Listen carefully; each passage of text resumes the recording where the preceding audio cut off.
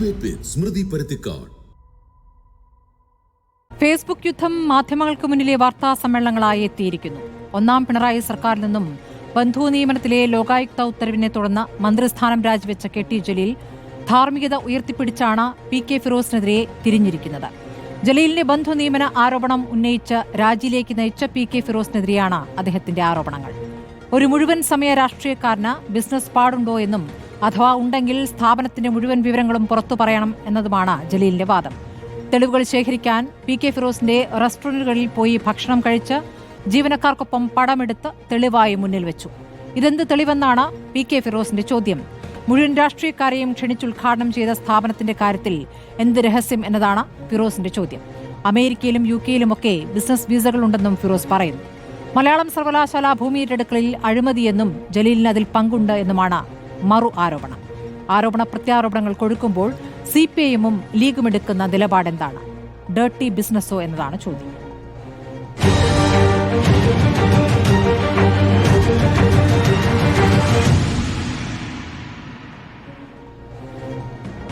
League പ്രതിനിധി Shafi Chaliyam, CPM പ്രതിനിധി PM Arsho, രാഷ്ട്രീയ നിരീക്ഷകൻ A സജീവൻ എന്നിവരാണുള്ളത്. ആദ്യം ആർഷോയിലേക്ക് പോകുന്നു. ആർഷോ, കെ.ടി. ജലീലിന്റെ ആരോപണങ്ങളെ CPM ഏറ്റെടുക്കുന്നുണ്ടോ?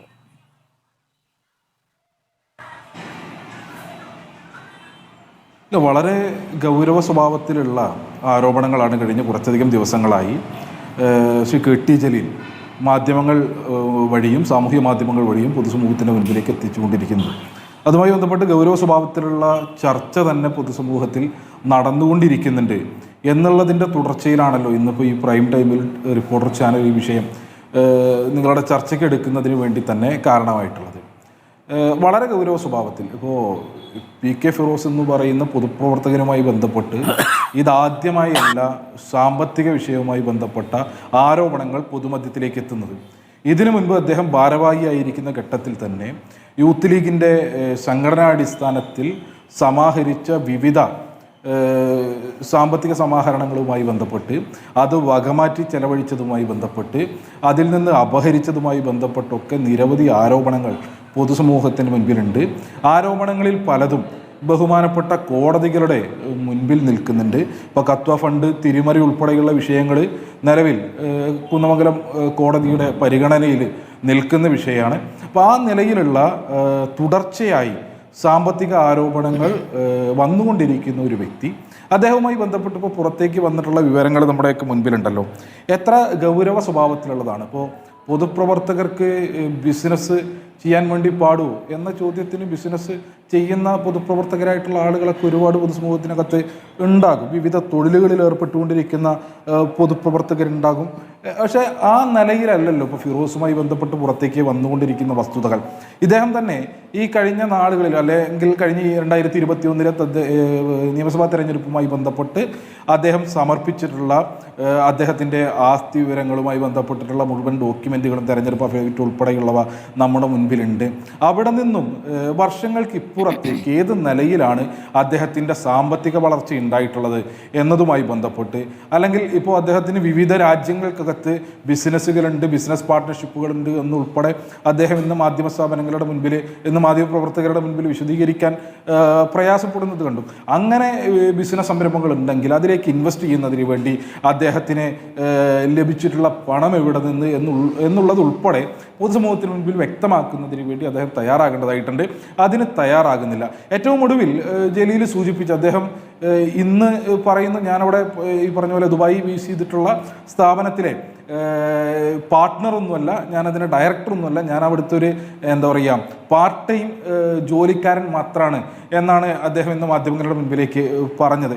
ആ സ്ഥാപനവുമായി ബന്ധപ്പെട്ട് തന്നെ അതിൻ്റെ വിശദാംശങ്ങൾ പുറത്തേക്ക് വരുന്ന ഘട്ടത്തിൽ വലിയ ദുരൂഹത അതുമായി ബന്ധപ്പെട്ടുണ്ട് എന്നുള്ളത് ഇത് കാണുന്ന ഏതൊരു മനുഷ്യർക്കും ബോധ്യപ്പെടുന്ന ഒന്നാണ്. ഇപ്പോൾ ദുബായിൽ ഈ പറഞ്ഞ സാധ്യമാകുന്ന ഇടങ്ങളിൽ മുഴുവൻ അന്വേഷണം നടത്തുമ്പോൾ അത്തരത്തിലൊരു സ്ഥാപനം അവിടെ പ്രവർത്തിക്കുന്നതായി ആർക്കും തന്നെ അറിയില്ല. അത്തരത്തിലൊരു സ്ഥാപനം പ്രവർത്തിക്കുന്ന ഒരു കെട്ടിടം അവിടെ എവിടെയെങ്കിലും ഉള്ളതായിട്ട് അറിയില്ല. അത്തരത്തിലൊരു സ്ഥാപനത്തിൻ്റെ ബോർഡ് പോലും ആ രാജ്യത്ത് ഇല്ലാത്തൊരു നില. ആ സ്ഥാപനം തന്നെ എന്താ പറയുക, സവിശേഷമായ സാധ്യതകളാണ്. ഒരു ബിസിനസ് സ്ഥാപനം 3 ആളുകൾ മാത്രം, 3 മാനേജർമാർ മാത്രമുള്ള ഒരു ബിസിനസ് സ്ഥാപനം. ആ 3 മാനേജർമാരിൽ ഒരാൾ ഈ പറഞ്ഞ മുഴുവൻ സമയ രാഷ്ട്രീയ പ്രവർത്തകനായി കേരളത്തിൽ തുടർന്നുകൊണ്ടിരിക്കുന്ന PK ഫിറോസ് ആകുന്നു. അദ്ദേഹത്തിന് മാസാമാസം 5.5 ലക്ഷം രൂപ ഇതുമായി ബന്ധപ്പെട്ട് തൻ്റെ ബാങ്ക് അക്കൗണ്ടിലേക്ക് വന്നുകൊണ്ടിരിക്കുന്നു. ഈ ഗൗരവപ്പെട്ട വെളിപ്പെടുത്തലുകൾ ഉണ്ടാകുമ്പോൾ, അദ്ദേഹത്തിൻ്റെ ജോബ് വിസ ഉൾപ്പെടെയുള്ളതിൻ്റെ ഡീറ്റെയിലുകൾ പുറത്തേക്ക് വരുമ്പോൾ അതിനെ നിഷേധിക്കുന്നതിന് അദ്ദേഹത്തിന് ആർജവമില്ല എന്നുള്ളത് അദ്ദേഹത്തിൻ്റെ ഇന്നത്തെ പ്രസ് മീറ്റ് കാണുന്ന ഏതൊരാൾക്കും ബോധ്യപ്പെടും. എന്ന് മാത്രമല്ല, അദ്ദേഹം ഈ കമ്പനിയുടെ വിശദാംശങ്ങൾ ഇപ്പോൾ യാതൊന്നും ഭയക്കാനില്ല എങ്കിൽ, യാതൊന്നും ഒളിക്കാനില്ല എങ്കിൽ സ്വാഭാവികമായും ആ കമ്പനിയുടെ മറ്റ് വിശദാംശങ്ങൾ പുറത്തേക്ക് വിടുന്നതിന് വേണ്ടിയാണ് അദ്ദേഹം തയ്യാറാകണം. അത് വിടുന്നില്ല എന്ന് മാത്രമല്ല, ഇപ്പൊ അദ്ദേഹം പറയുന്നത് പോലെ ഒരു പാർട്ട് ടൈം ജീവനക്കാരൻ മാസം 5.5 ലക്ഷം രൂപ ശമ്പളം വാങ്ങുമ്പോൾ നമുക്കറിയാലോ നമ്മുടെ രാജ്യത്തിന്റെ സ്ഥിതി എന്താണ് എന്നുള്ളത്. വലിയ തോതിൽ തൊഴിലില്ലായ്മ നിരക്ക് വർദ്ധിച്ചുകൊണ്ടിരിക്കുന്ന ഒരു കാലഘട്ടം. നമ്മുടെ രാജ്യത്തെ യുവത തൊഴിൽ ലഭ്യം അവരുടെ ആർജിച്ചെടുക്കുന്ന വിദ്യാഭ്യാസ യോഗ്യതയ്ക്ക് അനുസൃതമായിട്ടുള്ള നിലനിൽക്കുമ്പോൾ ഇവിടെ നിൽക്കുമ്പോൾ ഇത്തരത്തിലുള്ള സാധ്യതകൾ ഇപ്പൊ അതിന്റെ ഡോക്യുമെന്റ് ഉണ്ടല്ലോ. ഡോക്യുമെന്റ് പ്രകാരം 22,000 ദർഹം അദ്ദേഹത്തിന് സാലറിയായി കൊടുത്തുകൊണ്ടിരിക്കുന്നുണ്ട് എന്നുള്ളതാണ് ആ കമ്പനിയുടെ തന്നെ ഔദ്യോഗിക വെബ്സൈറ്റിൽ നിന്നുള്ള വിവരം. ഇപ്പൊ അദ്ദേഹം നിഷേധിക്കുകയാണ്. അപ്പൊ സ്വാഭാവികമായിട്ട് ആ കമ്പനി തെറ്റായി അവിടുത്തെ ഭരണകൂടത്തെ കബളിപ്പിച്ചുകൊണ്ടിരിക്കുകയാണോ തുടങ്ങിയിട്ടുള്ള ചോദ്യങ്ങളൊക്കെ ഉയർന്നു വരുമെന്നുള്ളതും സ്വാഭാവികമാണ്. ഇങ്ങനെ ഇവിടെ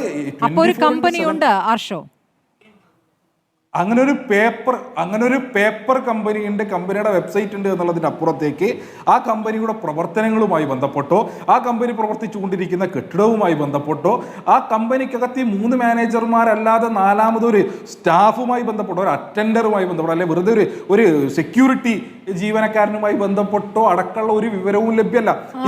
ഇപ്പോൾ എല്ലാ കമ്പനികളും കെട്ടിടത്തോടുകൂടി പ്രവർത്തിക്കുന്ന കമ്പനികളാണോ ഈ പുതിയ കാലത്ത്? സ്വാഭാവികമായും അങ്ങനെയെങ്കിൽ ഇദ്ദേഹം എന്താണ് ആ കമ്പനിയുടെ മറ്റു വിശദാംശങ്ങൾ എന്നുള്ളതിനെ സംബന്ധിച്ച് പുറത്തേക്ക് വിടാൻ വേണ്ടി തയ്യാറാകണം. എന്തിന് ജലീലിനോട് പറയണം എന്നുള്ളതാണ് ചോദ്യം. നിങ്ങൾ ഈ വിഷയം ഏറ്റെടുത്ത് നിങ്ങളുടേതായ ഒരു ചോദ്യമായി, നിങ്ങളൊരു ആരോപണമായി ഉയർത്തിയിരുന്നെങ്കിൽ ഇവിടുത്തെ ഭരണപക്ഷം ഉന്നയിക്കുന്ന ഒരു വലിയ വിഷയമായി മാറും. ഇതിൽ ജലീലിന് ഒരു പ്രതികാരവാഞ്ചയുണ്ട്. ജലീലും ഇവർ രണ്ടുപേരും തമ്മിലുള്ള പ്രശ്നം നമ്മുടെ മുന്നിലുണ്ടല്ലോ. ആ പ്രശ്നം എന്നുള്ളത് എത്ര വർഷം മുമ്പുള്ള പ്രശ്നമാണ്? ജലീലിന് മന്ത്രിസ്ഥാനം നഷ്ടപ്പെട്ടത് എങ്ങനെയാണ്? ആ കേസിലേക്ക് എങ്ങനെയാണ് എത്തിയത്? എങ്ങനെയാണ് ലോകായുക്തയിൽ എത്തിയത്? ഇതൊക്കെ നമ്മുടെ മുന്നിലുള്ള കാര്യങ്ങളാണല്ലോ. അപ്പോൾ അതൊരു പ്രതികാരവാഞ്ചയിൽ നിന്ന് വരുന്ന പ്രതികരണങ്ങളാണോ എന്ന് സ്വാഭാവികമായും സംശയിക്കാം. താങ്കൾ ഈ പറഞ്ഞതുപോലെ പൊതുജനം സംസാരിക്കുമ്പോൾ അതുകൂടി സംസാരിക്കും. നിങ്ങൾ ആ വിഷയം ഏറ്റെടുക്കുകയാണെങ്കിൽ അതിന്റെ ഗൗരവം മറ്റൊരു രൂപത്തിലാകും. CPM ഏറ്റെടുക്കുന്നുണ്ടോ? സ്മൃതി, അതിനകത്ത് ഈ ഇന്നലെ തന്നെ പാർട്ടിയുടെ സംസ്ഥാന സെക്രട്ടേറിയറ്റ് അംഗം സഖാവ് MV ജയരാജൻ ഉൾപ്പെടെയുള്ള ആളുകളുടെ ഇതുമായി ബന്ധപ്പെട്ട പ്രതികരണം റിപ്പോർട്ടർ ചാനൽ തന്നെ വാർത്തയായി കൊടുത്തത് എൻ്റെ ശ്രദ്ധയിലുണ്ട്. അപ്പോൾ സ്വാഭാവികം ഇപ്പോൾ ഇന്ന് ഞാൻ ഈ ചർച്ചയിൽ പങ്കെടുക്കുന്നത് ഉൾപ്പെടെ CPIMന്റെ പ്രതിനിധിയായി CPIM അലോട്ട് ചെയ്ത് അയച്ചതിൻ്റെ ഭാഗമായിട്ടാണല്ലോ. അപ്പം അതിനപ്പുറത്തേക്ക് കേരളം പോലൊരു സംസ്ഥാനത്തിനകത്ത് വലിയ ഈ പറഞ്ഞ പോലെ വിവിധ രാഷ്ട്രീയ പാർട്ടികൾ, രാഷ്ട്രീയ നേതാക്കളൊക്കെ തമ്മിലുള്ള ആശയ സംവാദങ്ങൾ അല്ലെങ്കിൽ ആരോപണ പ്രത്യാരോപണങ്ങളൊക്കെ ഉയർന്നു വരുന്ന ഒരു സംസ്ഥാനത്തിനകത്ത് ഒരു രാഷ്ട്രീയ നേതാവ് KT ജലീൽ എന്ന് പറയുന്ന ഒരു MLA അദ്ദേഹത്തിനെതിരെ നേരത്തെ ഫിറോസ് ഒരു ആരോപണം ഉയർത്തി എന്നുള്ളത് കൊണ്ട് അദ്ദേഹം തിരിച്ച് ഒരു ആരോപണങ്ങളുടെ വിവരങ്ങൾ പുറത്തുവിട്ടു എന്നുള്ളത് കൊണ്ട് ഇതെങ്ങനെയാണ് വ്യക്തിപരമാകുന്നത്? ഇത് വ്യക്തിപരമല്ലല്ലോ, ഇത് രാഷ്ട്രീയപരമായിട്ടുള്ള ആരോപണമല്ലേ? ഇപ്പോൾ നേരത്തെ ഫിറോസ് KT ജലീലിനെതിരെ ഫിറോസ് ഒരു ആരോപണം ഉന്നയിച്ചു എന്നുള്ളത് കൊണ്ട് അത് വ്യക്തിപരമായി കാലങ്ങളോളം കാത്തിരുന്ന് ഈ പറഞ്ഞ പോലെ തിരിച്ചടിക്കുക, ഇതൊക്കെ ഇത് സിനിമയും കഥാപാത്രങ്ങളൊന്നും അല്ലല്ലോ. സംഭവിക്കുന്നു. ഫേസ്ബുക്കിലൂടെ ആയിരുന്നു യുദ്ധം. ഇന്നാണല്ലോ വാർത്താ സമ്മേളനത്തിലേക്ക് എത്തിയത്. ഇന്നാണോ രണ്ടുപേരും വാർത്താ സമ്മേളനം നടത്തിയത്. അതുവരെയും ഫേസ്ബുക്കിലൂടെ ആരോപണ പ്രത്യാരോപണങ്ങളായിരുന്നു, വെല്ലുവിളിക്കുന്നുണ്ടായിരുന്നു, ഒളിവിൽ നിന്ന് പുറത്തേക്ക് വരാനൊക്കെ പറഞ്ഞു. അപ്പോൾ PK ഫിറോസ് ഇവിടെ ഉണ്ടായിരുന്നില്ല, വിദേശത്തായിരുന്നു എന്ന് വേണം മനസ്സിലാക്കാൻ. അദ്ദേഹം എത്തി വാർത്താ സമ്മേളനം നടത്തി. നമുക്ക് നോക്കാം ലീഗിന് എന്താണ് പറയാനുള്ളത്. ശ്രീ ഷാഫി ചാലിയം, അല്ല സ്മൃതി, അത് തെറ്റാണ്. ഇന്നല്ല, ദിവസങ്ങൾക്ക് മുൻപ് KT ജലീൽ മാധ്യമ സമ്മേളനം വിളിച്ച് ഈ വിഷയങ്ങൾ സൂചിപ്പിച്ചിരുന്നു.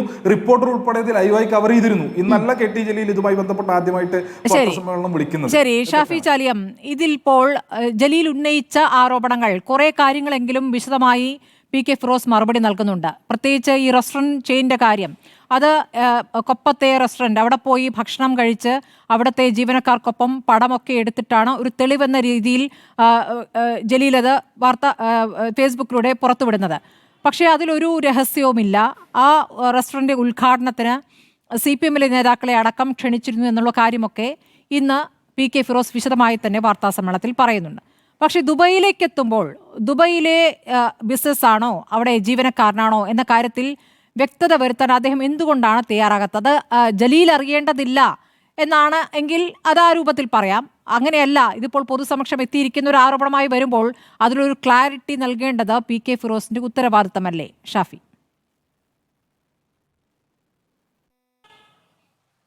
അല്ല, ഫിറോസ് തന്നെ വാർത്താ സമ്മേളനത്തിൽ കൃത്യമായി അത് വിശദീകരിച്ചിട്ടുണ്ട്. തനിക്ക് ദുബായിൽ കമ്പനി ഇല്ല എന്നല്ല പറഞ്ഞത്. ദുബായിൽ എനിക്ക് ബിസിനസ് ഉണ്ട്, ഞാനത് സമ്മതിക്കുന്നു. പിന്നെ ശമ്പളം ഇത്ര ഇല്ലേ? അപ്പം ഞാൻ സ്മൃതിയോട് ചോദിക്കുകയാണ്, റിപ്പോർട്ടർ ചാനലിൽ നിങ്ങളെ ശമ്പളം എത്രയാണെന്ന് ഈ ചർച്ചയിൽ ചോദിച്ചാൽ നിങ്ങൾക്ക് പറയാൻ സാധിക്കുമോ? നിങ്ങൾക്ക് പറയേണ്ട കാര്യമുണ്ടോ? ഞാനത് ചോദിക്കുന്നത് അതൊരു മാന്യതയാണ്. ഇദ്ദേഹം നിഷേധിക്കുമ്പോഴല്ല പ്രശ്നം. ദുബായിൽ എനിക്ക് ബിസിനസ് ഉണ്ട്. എത്ര പേർക്കുണ്ട് ബിസിനസ്? ബിസിനസ്സാണോ ജീവനക്കാരനാണോ ശമ്പളം പറ്റുന്ന ജോലിയാണോ? അല്ല, എന്തോ ആകട്ടെ, അതൊക്കെ അറിയേണ്ട ആവശ്യം എന്താ? അതൊക്കെ ഈ സ്റ്റേറ്റിനെ എങ്ങനെ ബാധിക്കുന്നു? ഈ സ്റ്റേറ്റിനെയോ ഈ സ്റ്റേറ്റിൻ്റെ ഖജനാവിനെയോ എന്തെങ്കിലും ബാധിക്കുന്ന പ്രശ്നം എന്താണുള്ളത്? ഇവിടെ പണ്ടത്തെ മാതിരിയാണോ ദുബൈ? ഇന്നൊരു സ്ഥാപനം തുടങ്ങാൻ വലിയ കെട്ടിടമൊക്കെ വാങ്ങേണ്ട ആവശ്യമുണ്ടോ? എന്തെല്ലാം ഈ മാറിയ ലോകത്ത്, ഈ AI യുഗത്തിൽ എന്തെല്ലാം രീതിയിൽ ദുബൈയൊക്കെ തന്നെ അതിവേഗം കുതിച്ചുകൊണ്ടിരിക്കുന്ന ഒരു ലോകത്തിലെ മഹാനഗരിയാണ്. അത് നിങ്ങൾ മനസ്സിലാക്കണം. അപ്പോൾ അവിടെ പല ലോജിസ്റ്റിക് കമ്പനികളും ഇവിടുത്തെ മലയാളികൾ അവിടെ രജിസ്റ്റർ ചെയ്തിട്ടുണ്ട്. രാഷ്ട്രീയക്കാർക്ക് ബിസിനസ് ചെയ്യാൻ പാടില്ല എന്ന് എവിടെയും പറഞ്ഞിട്ടുണ്ടോ? ഇപ്പോൾ ഈവൻ ഞാനൊരു പബ്ലിക് ലിമിറ്റഡ് കമ്പനിയുടെ ഡയറക്ടറാണ്. ഞാനൊരു ഫുഡ് പ്രോസസ് യൂണിറ്റ് നടത്തുന്ന ആളാണ്. കാരണം എൻ്റെ വരുമാനം അതാണ്, എല്ലാ രാഷ്ട്രീയത്തിൽ നിന്നല്ല. പലർക്കും പല പരിപാടി ഉണ്ടാവും. അദ്ദേഹം എന്താ പറഞ്ഞു, ശമ്പളം എത്ര എന്നുള്ളത് പറയണം. എങ്ങനെ ശമ്പളം കിട്ടുന്നത്? ഞാൻ ഇന്ന് മാതൃഭൂമിയിലെ ഒരു ചർച്ചയിൽ ഞാനൊരു ചോദ്യം ചോദിച്ചു. ഞാൻ സാന്ദർഭികമായി നിങ്ങളോട് ഇവിടെ പറയാം. എത്ര ലക്ഷം ശമ്പളം ആ കമ്പനി കൊടുക്കുന്നുണ്ടോ അത് ജലീലിന് എന്ത് കാര്യം? അതായത് ഞാൻ അതിലൊരു ചൊല്ല് പറഞ്ഞു, കഴുതപ്പുറത്ത് രോമുണ്ടെങ്കിൽ അമ്പട്ടാനെന്താ. സത്യത്തിൽ ചർച്ച കഴിഞ്ഞുകൊടുമ്പോൾ തന്നെ പാലക്കാട് ജില്ലയിലെ ഒരു പാവപ്പെട്ട ബാർബർ എന്നെ വിളിച്ചിട്ട് പറഞ്ഞു, സാറേ നിങ്ങൾ തമ്മിൽ എന്ത് ചർച്ചയും നടത്തിക്കോ, പണ്ടത്തെ മേൽജാതിക്കാരെ ഞങ്ങൾ ആക്ഷേപിക്കാൻ പറഞ്ഞ ചൊല്ലുകളൊന്നും ഇപ്പോഴത്തെ ഈ പുതിയ കാലത്ത് എടുത്തു കൊണ്ടുവരുന്നത്.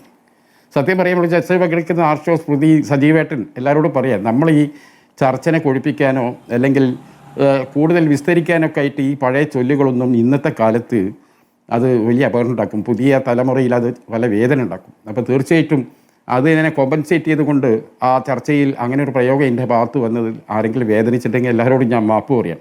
സന്ദർഭോചിതമായി ഞാൻ പറഞ്ഞതാണ്. ഇവിടെ നമ്മളെ സംബന്ധിച്ചിടത്തോളം ഒറ്റ കാര്യങ്ങളാണ് ശ്രുതി നോക്കാനുള്ളൂ. നിയമവിരുദ്ധമായി ഫിറോസ് വല്ലതും നേടിയോ? അതല്ലാത്തതെല്ലാം വ്യക്തിപരമാണ് അദ്ദേഹത്തിൻ്റെ. അതിന് പബ്ലിക്കിൽ പോയി മറുപടി പറയേണ്ടോ വിശദീകരണം കൊടുക്കേണ്ടോ യാതൊരു ആവശ്യവുമില്ല. മാത്രമല്ല, ഈ KT ജലീലിൻ്റെ ആരോപണങ്ങളുടെ രീതിയും ശൈലിയും ഒന്ന് നോക്കണം. ഈ 24 മണിക്കൂറും ഫേസ്ബുക്കിൽ ഇങ്ങനെ തോണ്ടിക്കളിച്ചിട്ടുന്ന സാധനങ്ങൾ. അപ്പോൾ ഉദാഹരണം ചോദിക്കുന്നു, അദ്ദേഹത്തിന്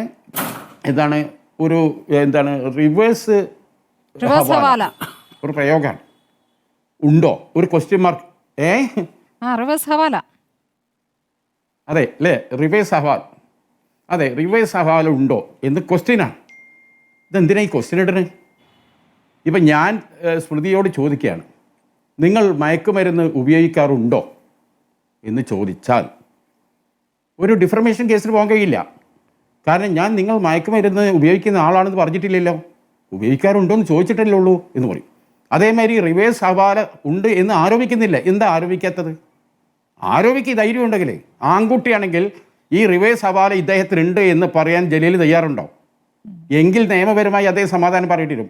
ആ ഭയം അദ്ദേഹത്തിന് ഉണ്ടായതുകൊണ്ട് ഉണ്ടോ, ഞാൻ ഉണ്ടോ എന്ന് ചോദിച്ചിട്ടല്ലേ ഉള്ളൂ, ഉണ്ട് എന്ന് ആക്ഷേപിച്ചിട്ടില്ലല്ലോ എന്നും പറയാൻ വേണ്ടി. ഇതൊക്കെ ആക്കെ തിരിയാത്തത് ഈ അക്ഷരങ്ങളോട് ഈ കളിക്കുന്നത്. പിന്നെ സരോജ് പറഞ്ഞു പിന്നെ എന്താണ് അദ്ദേഹത്തിൻ്റെ വാക്ക് തെറ്റിപ്പോയതാണെന്ന് തോന്നുന്നു. ആർഷമാണ് ഇല്ല, ഞങ്ങളെ പാർട്ടി സെക്രട്ടറി ഏതോ ആർഷോ സോറി ആർഷോ എന്തോ പറഞ്ഞു. ഞങ്ങളെ പാർട്ടി സെക്രട്ടറി EP ജയരാജൻ എന്നാണ് പറഞ്ഞതെന്നാണ് എൻ്റെ ഓർമ്മ. അത് പെശകായിരിക്കും അല്ലേ? പാർട്ടി എന്തുകൊണ്ട് ഒരു വാർത്താ സമ്മേളനം നടത്തിയില്ല? ജലീലല്ലല്ലോ നടത്തേണ്ടത്. കേരളത്തിലെ ഏറ്റവും പ്രതിപക്ഷത്തെ ഏറ്റവും കരുത്തുറ്റൊരു സംഘടന യൂത്ത് ലീഗ്, അതിൻ്റെ ജനറൽ സെക്രട്ടേറിയറ്റ് അംഗം. പറഞ്ഞോളൂ. ഓക്കെ, അങ്ങനെയാണ് താങ്കൾ ഉദ്ദേശിച്ചത്. അതെ തെറ്റിപ്പോയത്, ക്ഷമിക്കണം. അപ്പോൾ അതിന് ഇവിടെ ജലീലല്ലല്ലോ വാർത്താ സമ്മേളനം നടത്തി പറയേണ്ടത്. ഏറ്റവും വലിയ യൂത്ത് ലീഗിൻ്റെ സംസ്ഥാന സെക്രട്ടറി ഫിറോസിനെതിരെ ഒരു ആരോപണം വന്നാൽ, അങ്ങനെ ഒരു ക്രെഡിബിലിറ്റിയുള്ള ഒരു പിന്നെ ആരോപണമാണെങ്കിൽ എന്തുകൊണ്ട് CPM എന്ന പാർട്ടി അത് ഓൺ ചെയ്തില്ല? DYFI എന്തുകൊണ്ട് അതൊരു സ്റ്റേറ്റ്മെൻ്റായിട്ട് കൊടുത്തില്ല? എന്താ ജലീൽ മാത്രം ഇത് പറയാൻ? എന്താ അതിന് കാരണം? അതുകൂടി പറഞ്ഞു. പിന്നെ കുറേ പറഞ്ഞു. മുൻ കേസ് കത്തുവ കേസാണ് താങ്കൾ ഉദ്ദേശിക്കണമെങ്കിൽ, കത്തുവ കേസ് മുസ്ലിം യൂത്ത് ലീഗിൻ്റെ ദേശീയ കമ്മിറ്റി നടത്തിയ ഫണ്ട് സമാഹരണമാണ്. അതിലേക്ക് പണം അയച്ചു കൊടുത്തത് ദേശീയ കമ്മിറ്റിൻ്റെ അക്കൗണ്ടിലാണ്. കേരളത്തിലെ യൂണിറ്റിനെ കേരള സ്റ്റേറ്റിൻ്റെ സെക്രട്ടറി മാത്രമാണ് ഫിറോസിന് ആ അക്കൗണ്ടായിട്ട് ഒരു ബന്ധമില്ല. കത്തുവ കേസുമായി ബന്ധപ്പെട്ട് ഫിറോസിനെതിരെ പരാതി കൊടുത്തിട്ടുണ്ട് കുന്നലോ കോടതിയിൽ. പോലീസ് അന്വേഷിച്ച് റിപ്പോർട്ട് കൊടുത്തു. ആരെ പോലീസ്? പിണറായി വിജയൻ്റെ പോലീസ് കൊടുത്ത റിപ്പോർട്ട് എന്താണെന്ന് ആർഷോക്ക് അറിയാവോ? എന്താ കൊടുത്തറിയോ? ഇത് രാഷ്ട്രീയ പ്രേരിതമായി കെട്ടിച്ചമച്ച കേസാണെന്നാ. ഞങ്ങളെ പോലീസല്ല, നിങ്ങളെ പോലീസ് രാഷ്ട്രീയപരമായി കെട്ടിച്ചമച്ച കേസാണെന്ന് അന്വേഷിച്ച് കണ്ടെത്തിയൊരു സാധനത്തിനെയാണ് ആർഷോ ഈ ചർച്ചയിൽ എടുത്ത് പറയുന്നത്. ആർഷോ വേണ്ട വിധം റെഫർ ചെയ്യാതെയാണ് ഈ ചർച്ചയ്ക്ക് വന്നതെന്ന് എനിക്ക് മനസ്സിലായി. നിങ്ങളെ തന്നെ പോലീസ് രാഷ്ട്രീയ പ്രേരിതാണെന്ന് പറഞ്ഞ് എടുത്തു കളഞ്ഞ ഒരു കാര്യം ഇവിടെ വന്ന് പറയാൻ നിങ്ങൾക്ക് ഉളുപ്പില്ലേ? പിന്നെ എന്താ അദ്ദേഹത്തിനെതിരെ വേറെ ഏതാ ആരോപണമുള്ളത്? നിങ്ങൾ പറയാം, ഓരോന്നായി എടുത്തു പറയാം. അദ്ദേഹം ഇന്ന് വാർത്താ സമ്മേളനത്തിൽ ഒരു കാര്യം പറഞ്ഞു, നിങ്ങൾക്ക് ശ്രദ്ധിച്ചോ? ഞാൻ യൂത്ത് ലീഗിൻ്റെ ജനറൽ സെക്രട്ടറിയാണ്. എനിക്ക് ഒരു ദിവസം 1500 തൊട്ട് 2000 രൂപ വരെ എനിക്ക് ഫ്യൂൽ എൻ്റെ വണ്ടിക്ക് അടിക്കണം, യാത്രകൾക്കായിട്ട്, സംഘടനാപരമായ ആവശ്യങ്ങൾക്ക്. എനിക്ക് എൻ്റെ പാർട്ടി ഫണ്ടിൽ നിന്ന് എടുക്കാം. പക്ഷേ ഇത്രയും വർഷമായി ഞാനത് ചെയ്യാറില്ല.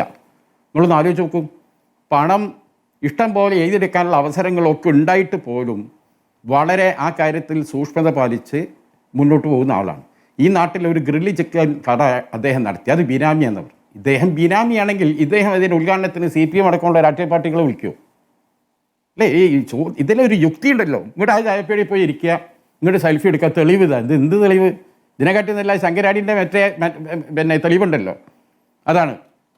അതല്ലെങ്കിൽ ഏതോ ഒരു കുതിരട്ട പപ്പോ മാളാരവിന്ദൻ ഒരു പ്രതിനെ പിടിച്ചുകൊണ്ടാൻ പറഞ്ഞു.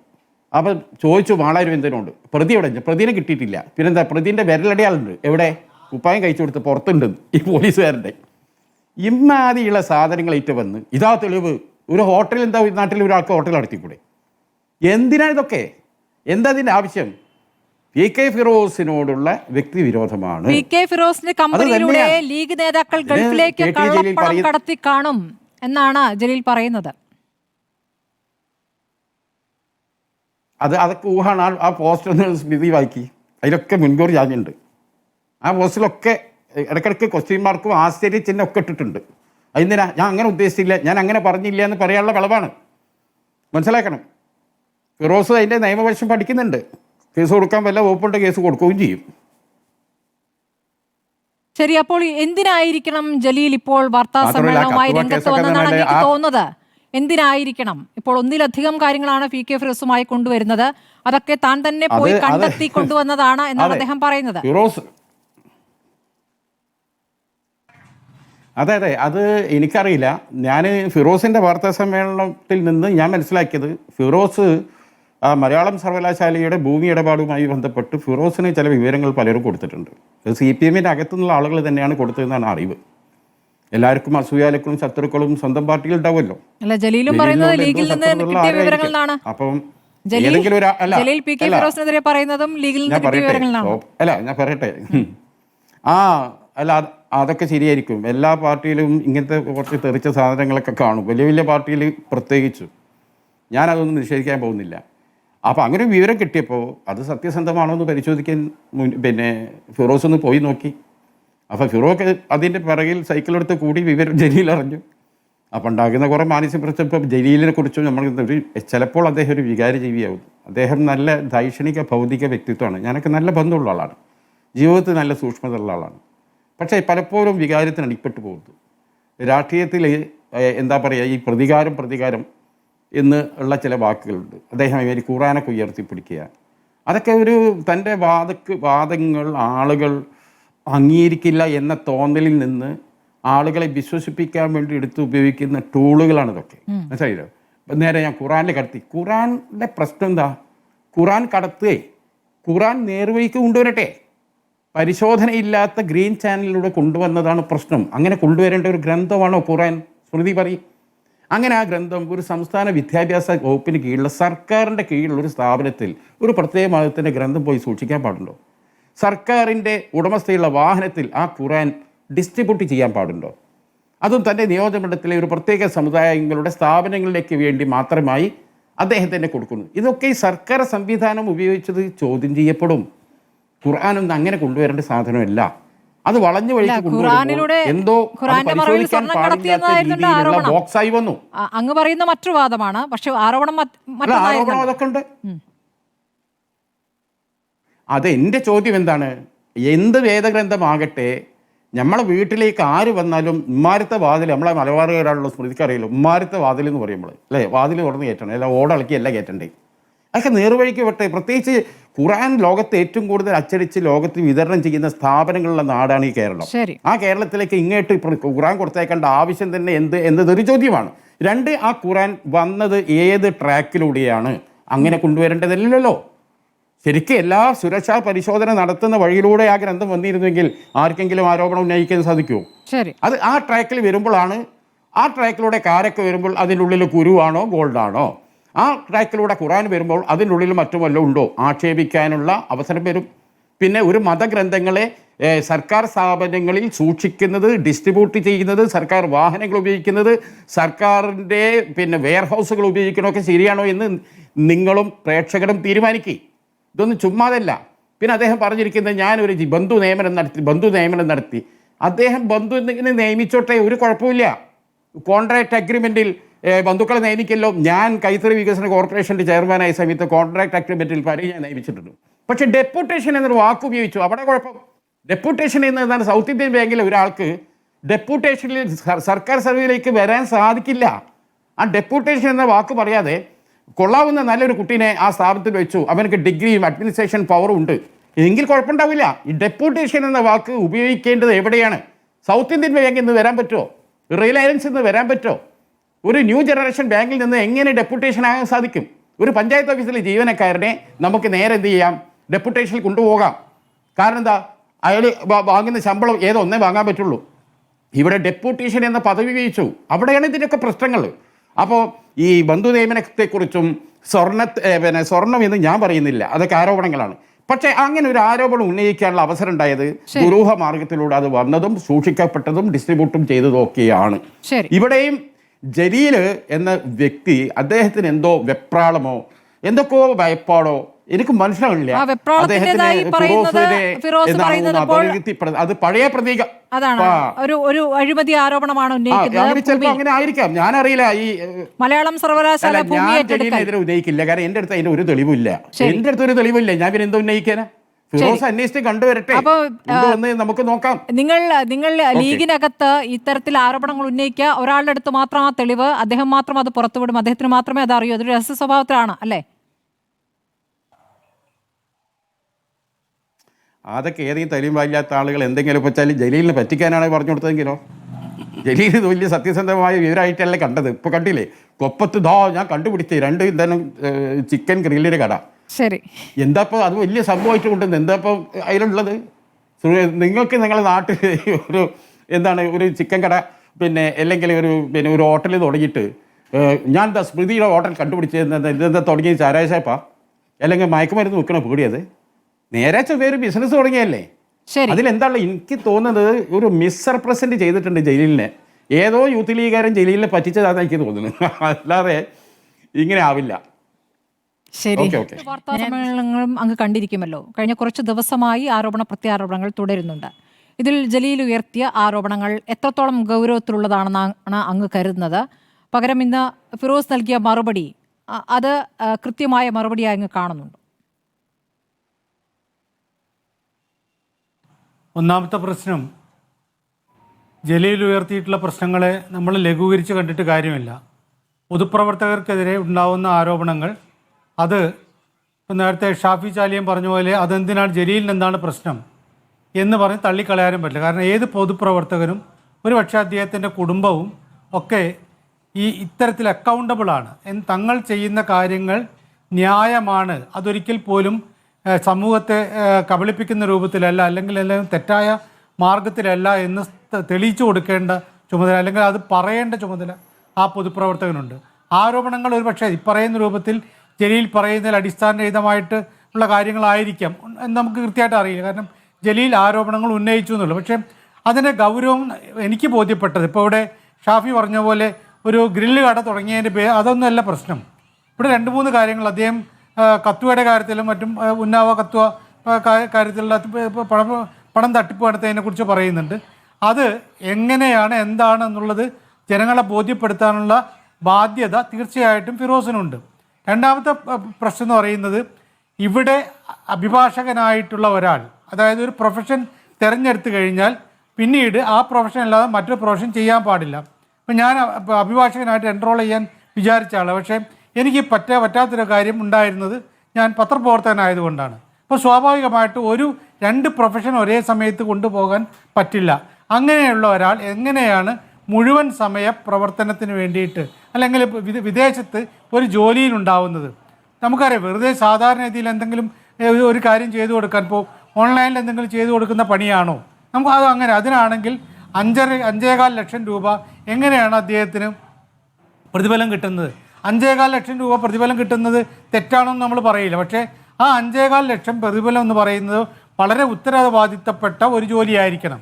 അപ്പം അങ്ങനെയുള്ള ജോലിക്ക് ഇവിടെ ഒരു മുഴുവൻ സമയവും ഇവിടെ പ്രവർത്തിക്കേണ്ട പ്രൊഫഷണലായിട്ടുള്ള ഒരാൾക്ക് അങ്ങനെ പറ്റുമോ എന്നൊരു ചോദ്യം. രണ്ടാമത്തെ ചോദ്യം, അദ്ദേഹം ഇവിടെ പൂർണ്ണമായിട്ടും രാഷ്ട്രീയ പ്രവർത്തനം നടത്തുന്നുണ്ട്. യൂത്ത് ലീഗിൻ്റെ സംസ്ഥാന ജനറൽ സെക്രട്ടറി എന്ന നിലയിൽ PK ഫിറോസ് ഇവിടെ മുഴുവൻ സമയ രാഷ്ട്രീയ പ്രവർത്തനം നടത്തുന്നുണ്ട്. ഇപ്പോൾ ഷാഫി പറഞ്ഞ പോലെ തന്നെ അദ്ദേഹത്തിന് ദിവസം 2000 രൂപ പെട്രോൾ അടിക്കാനായിട്ട് വേണമെന്ന് പറയുമ്പോൾ അദ്ദേഹം ഇവിടെ നിരന്തരം യാത്ര ചെയ്യുകയും പ്രസംഗിക്കുകയും പാർട്ടി പ്രവർത്തനം നടത്തുകയും ചെയ്യുന്ന ആളാണ്. അങ്ങനെയുള്ള ഒരാൾക്ക് അവിടെ ബിസിനസ് എന്താണ് എന്നറിയാൻ സാധാരണഗതിയിൽ ആർക്കും രാഷ്ട്രീയക്കാർക്ക് ബിസിനസ് ചെയ്യാം. രാഷ്ട്രീയക്കാരൻ ബിസിനസ് ചെയ്യുന്നത് പാടില്ല എന്നാരും പറയുന്നില്ല. പക്ഷേ ഇത്തരത്തിലുള്ള കാര്യങ്ങൾ ഇതിൻ്റെ ഒരു എനിക്ക് തോന്നിയൊരു സംശയം ജലീൽ ഉന്നയിച്ച കാര്യങ്ങളിൽ ഇതാണ്. ഒന്ന്, ഇവിടെ ഒരു പ്രൊഫഷൻ ഉണ്ടായിരിക്കെ അവിടെ ഇങ്ങനെ ഉണ്ടാവുന്നു. അവിടെ നിന്ന് എന്ത് ജോലിയിലാണ് അദ്ദേഹത്തിന് ഇത്രയും തുക കിട്ടുന്നത്? അദ്ദേഹം അവിടെ ഒരു സെയിൽസുമായി ബന്ധപ്പെട്ട എന്തോ ആണെന്ന് പറയുന്നു. സെയിൽസുമായിട്ട് ബന്ധപ്പെട്ട സെയിൽസ് മാനേജർ ആണെങ്കിലും സെയിൽസ് റെപ്രസെൻറ്റേറ്റീവ് ആണെങ്കിലും ഒക്കെ അത് കുറച്ച് നന്നായിട്ട് പ്രവർത്തിക്കേണ്ട, ഫീൽഡിൽ ഇറങ്ങി പണിയെടുക്കേണ്ട ഒന്നാണ്. അങ്ങനെയാണോ അദ്ദേഹത്തിന് 5.25 ലക്ഷം കിട്ടുന്നത്? അതാണെങ്കിൽ ജനങ്ങളെ ബോധ്യപ്പെടുത്തിയാൽ മതി. സാധാരണ ഇതിലിപ്പോൾ ഒരു വ്യക്തിക്ക്, ഇപ്പോൾ പൊതുപ്രവർത്തനം ഒന്നും ഇല്ലാത്തൊരു വ്യക്തിക്ക് അത് ജനങ്ങളെ ബോധ്യപ്പെടുത്തേണ്ട കാര്യമില്ല. അത് IT ഡിപ്പാർട്ട്മെൻറ്റിനെയോ അല്ലെങ്കിൽ ED വന്നിട്ട് EDയോ ഒക്കെ കാണിച്ചാൽ മതി. ഇവിടെ അതല്ല. പൊതുപ്രവർത്തകൻ്റെ പ്രവർത്തനം കൃത്യമായിട്ടും ജനങ്ങൾക്ക് അറിയാനുള്ള അവകാശമുണ്ട്. അദ്ദേഹത്തിന് ഇപ്പോൾ നമ്മൾ മുഖ്യമന്ത്രിയുടെ മകൾക്ക് 5 ലക്ഷം രൂപ CMRൽ നിന്ന് കിട്ടിയത് എങ്ങനെയാണ് എന്നതിനെക്കുറിച്ച് നമ്മൾ നിരന്തരം ചർച്ച നടത്തില്ല. ഇപ്പോഴും ചർച്ചയായിട്ട് വരുന്നുണ്ടല്ലോ. അതുമായി ബന്ധപ്പെട്ട പ്രശ്നങ്ങൾ ഇപ്പോഴും നിലനിൽക്കുന്നുണ്ടല്ലോ. അതൊക്കെ വരുന്നത് സ്വാഭാവികമായിട്ടും ഇക്കാര്യം കൊണ്ടാണ്. കാരണം ഒരു പൊതുപ്രവർത്തകൻ്റെ കുടുംബത്തിൽപ്പെട്ടയാളാണ്. അവർ സത്യത്തിൽ പൊതുപ്രവർത്തനം നടത്തുന്ന ആളൊന്നുമല്ല. പക്ഷേ ഒരു പൊതുപ്രവർത്തകൻ്റെ കുടുംബത്തിന് ഇങ്ങനെ കിട്ടുന്നുണ്ടെങ്കിൽ അത് അഴിമതിയുടെ ഭാഗമാണോ അല്ലയോ എന്നറിയാനുള്ള സ്വാഭാവികമായിട്ടുള്ള അവകാശം ജനങ്ങൾക്കുണ്ട്. അതാണ് ഇവിടെ ഉന്നയിക്കപ്പെടുന്ന പ്രശ്നം. രണ്ടാമത് ജലീൽ ഉയർത്തിയിട്ടുള്ള ഒരു കാര്യം ഈ ധോത്തി പ്രശ്നമാണ്. ധോത്തി ചാലഞ്ചുമായിട്ട് ബന്ധപ്പെട്ട പ്രശ്നമാണ്. അത് അദ്ദേഹം പറയുന്നത് എനിക്ക് കൃത്യമായിട്ട് അറിയില്ല. രാംരാജ് എത്ര തുകയ്ക്കാണ് ഇപ്പോൾ മുണ്ട് വാങ്ങി കൊടുത്തിട്ടുള്ളത്, അതിൻ്റെ ബില്ല് എത്രയാണെന്ന് അറിയില്ല. ജലീലും പറയുന്നൊരു കാര്യം, ഇത് 600 രൂപയ്ക്കാണ് ധോത്തി ചാലഞ്ച് നടത്തിയിട്ടുള്ളത്. ഒരു മുണ്ടിന് 600 രൂപ വെച്ചാണ്. 200 രൂപയ്ക്ക് കിട്ടുന്ന ഒരു സംഗതി ഇത്രയും രൂപയ്ക്ക് കൊടുത്തു. അതിൽ വെട്ടിപ്പുണ്ട് എന്നാണ്. വെട്ടിപ്പുണ്ടോ ഇല്ലോ എന്നുള്ളതിനെക്കുറിച്ച് അദ്ദേഹം പറയുന്നത് നമുക്കറിയില്ല. എന്തായാലും അദ്ദേഹം ചോദിക്കുന്നൊരു ചോദ്യം അത് വളരെ പ്രസക്തമായി തോന്നുന്നു. നിങ്ങൾ വാങ്ങിയ രാംരാജിൽ നിന്നും നിങ്ങൾ വാങ്ങിയ മുണ്ട് വാങ്ങിയതിൻ്റെ ബില്ലുണ്ടാവുമല്ലോ, ആ ബില്ല് നിങ്ങൾ ജനങ്ങളെ കാണിക്കൂ എന്നാണ്. ജലീലിനെ കാണിക്കുന്ന അദ്ദേഹം പറയുന്നില്ല, ജനങ്ങളെ കാണിക്കൂ. ഇത് സ്വാഭാവികമായിട്ട് ഏത് പൊതുപ്രവർത്തകനെതിരെയും ഉയർന്നു വരാവുന്ന കാര്യം. കാരണം പൊതുപ്രവർത്തകൻ്റെ ഓരോ ദിവസത്തെ പ്രവർത്തനവും ഓഡിറ്റ് ചെയ്യപ്പെടും. സമൂഹ മധ്യത്തിൽ ഓഡിറ്റ് ചെയ്യപ്പെടേണ്ടതാണ്. അങ്ങനെ ആകുമ്പോൾ മാത്രമാണ് തെറ്റായിട്ടുള്ള കാര്യങ്ങളുണ്ടോ ഇല്ലയോ എന്ന് അറിയാം. നമുക്ക് ഞാനിപ്പോൾ ഇതിൽ ഫിറോസ് എന്തെങ്കിലും തട്ടിപ്പ് നടത്തിയെന്നോ അദ്ദേഹം തെറ്റായ രൂപത്തിൽ പണം സമ്പാദിച്ചു എന്നോ എനിക്ക് പറയാൻ പറ്റില്ല. ഇതിൻ്റെ ഒരു തെളിവും എനിക്കില്ല. പിന്നെ ഷാഫി ചാലിയം പറയുന്ന പോലെ അവിടെ ഇതേ പ്രശ്നമുണ്ട്.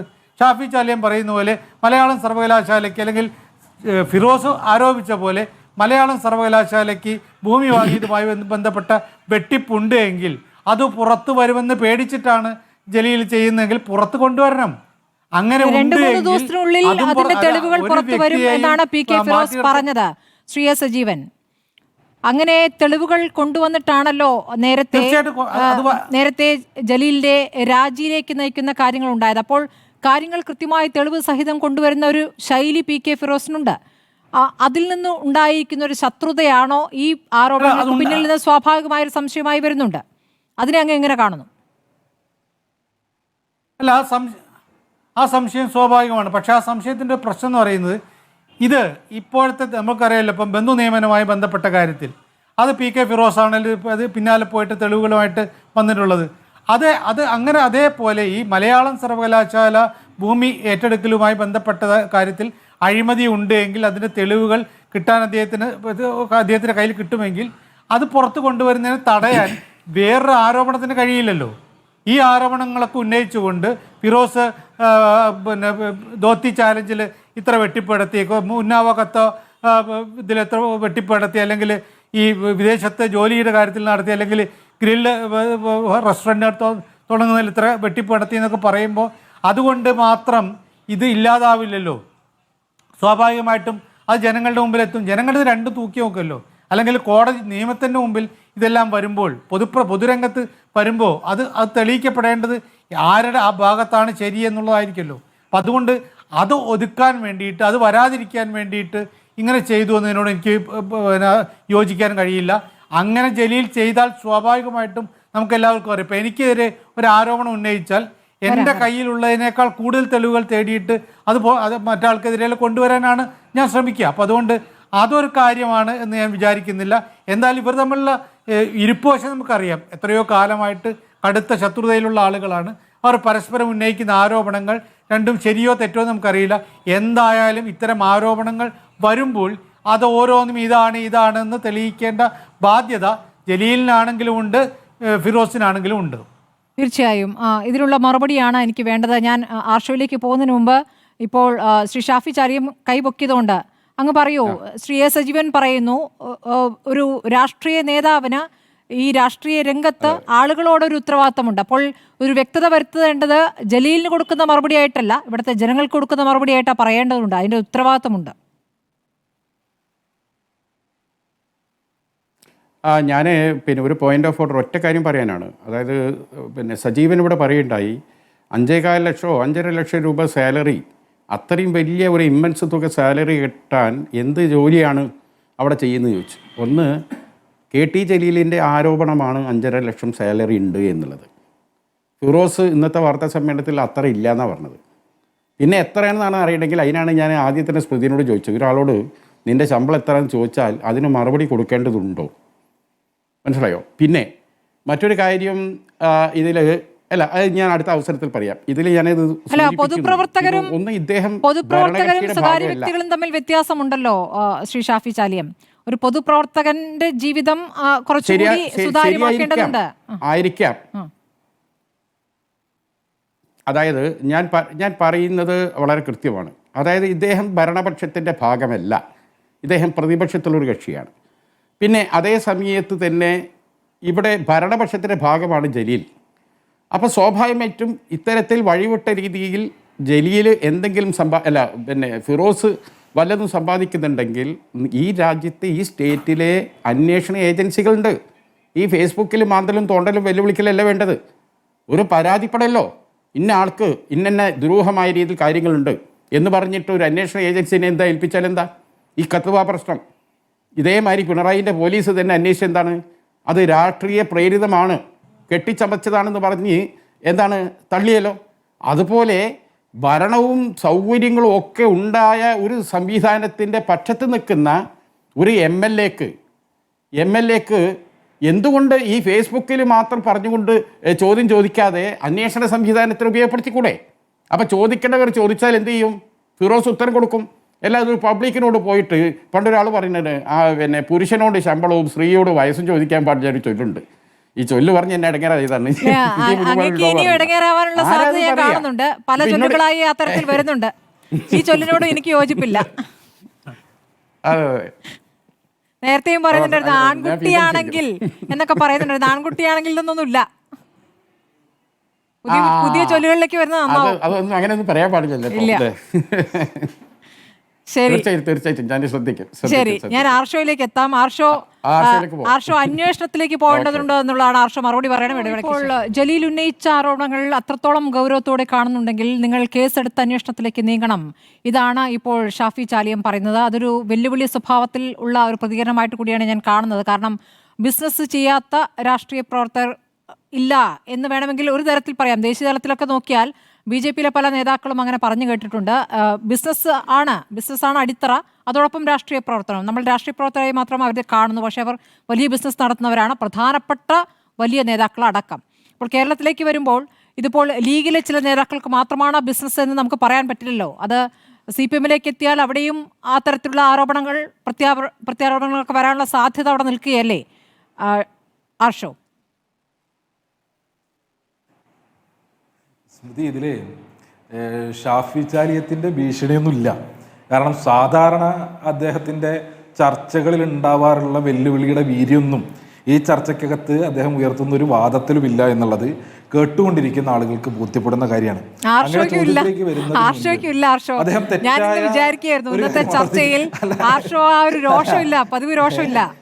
സാധാരണ അല്ലല്ല, അത് പതിവായി സ്മൃതി കയറി ഇടപെടുന്നത് പോലെ ഇടപെടാത്തത് കൊണ്ട് ഞാൻ സംയമനം പാലിച്ചിരിക്കുന്നതാണ്. അതവിടെ നിൽക്കട്ടെ, നമുക്ക് സമയം അപഹരിച്ച് കളയേണ്ടതില്ല.